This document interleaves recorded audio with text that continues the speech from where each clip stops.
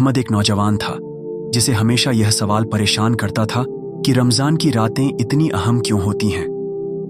एक दिन उसने अपने दादा जान से पूछा, दादा अब्बा, लोग कहते हैं कि रमज़ान की रातें रहमत, मगफिरत और जहन्नम से निजात की होती हैं, ऐसा क्यों है? दादा जान मुस्कुराए और बोले, बेटे, रमज़ान अल्लाह की एक बड़ी नेमत है। यह सिर्फ रोज़े रखने का महीना नहीं, बल्कि यह अल्लाह की रहमत, गुनाहों की माफ़ी और जहन्नम से छुटकारे का जरिया है। आओ, मैं तुम्हें इसकी हकीकत समझाता हूँ। रमज़ान का पहला अशरा रहमत का है। दादा जान ने समझाया, इसका मतलब यह है कि अल्लाह अपने बंदों पर ख़ास मेहरबानी करता है। वह अपने दरवाजे खोल देता है और फरिश्तों को हुक्म देता है कि वे नेकियों को बढ़ाएं। अहमद ने उत्सुकता से पूछा, दादा जान, इसका क्या मतलब है? बेटे, इसका मतलब यह है कि रमज़ान की शुरुआती 10 रातों में अल्लाह अपने बंदों की तरफ से किए गए हर नेक अमल को कई गुना बढ़ा देता है। रमज़ान की पहली रात ही शैतान को कैद कर दिया जाता है और जन्नत के दरवाजे खोल दिए जाते हैं।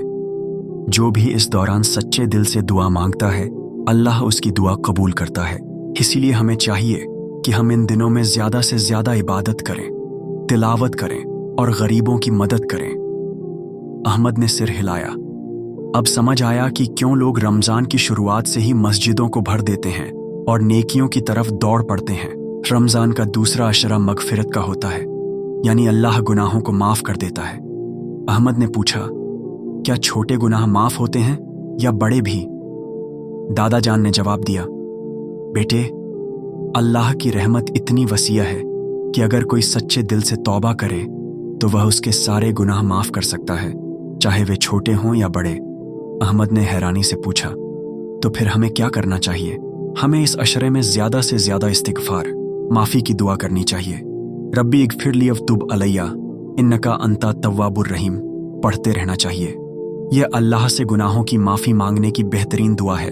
रसूलुल्लाह ने फरमाया, जो रमज़ान में सच्चे दिल से अल्लाह से मग़फ़िरत मांगेगा, अल्लाह उसके पिछले सारे गुनाह माफ़ कर देगा। अहमद ने खुशी से कहा, मतलब यह कि अगर कोई गुनहगार भी तौबा कर ले तो उसका नाम जन्नत वालों में लिखा जा सकता है? बिल्कुल बेटा, दादा जान ने जवाब दिया, बस शर्त यह है कि तौबा सच्चे दिल से हो और वह दोबारा गुनाह न करने का इरादा कर ले। अब अहमद को इस महीने की अहमियत का एहसास हो रहा था, लेकिन उसने एक और सवाल पूछा, दादा अब्बा, तीसरे अशरे को जहन्नम से निजात का अशरा क्यों कहा जाता है? दादा जान बोले, बेटा, रमज़ान के आखिरी 10 दिन जहन्नम से आज़ादी के दिन होते हैं।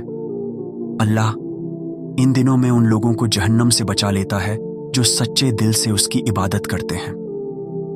क्या इसका मतलब यह है कि इन दिनों में की गई इबादत हमें जन्नत में ले जा सकती है? अहमद ने पूछा। बिल्कुल, खासकर अगर कोई शब-ए-क़द्र पाले। शब-ए-क़द्र वह क्या है? शब-ए-क़द्र रमज़ान की सबसे अजीम रात है, जो आखिरी अशरे की ताक रातों 21, 23, 25, 27, 29 में से एक में होती है। अल्लाह ने कुरान में इसे 1000 महीनों से बेहतर बताया है। इस रात में जो इबादत करता है उसे 83 साल की इबादत का सवाब मिलता है। अहमद की आंखें चमक उठीं, तो हमें इन रातों में ज़्यादा से ज़्यादा इबादत करनी चाहिए। दादा जान मुस्कुराए।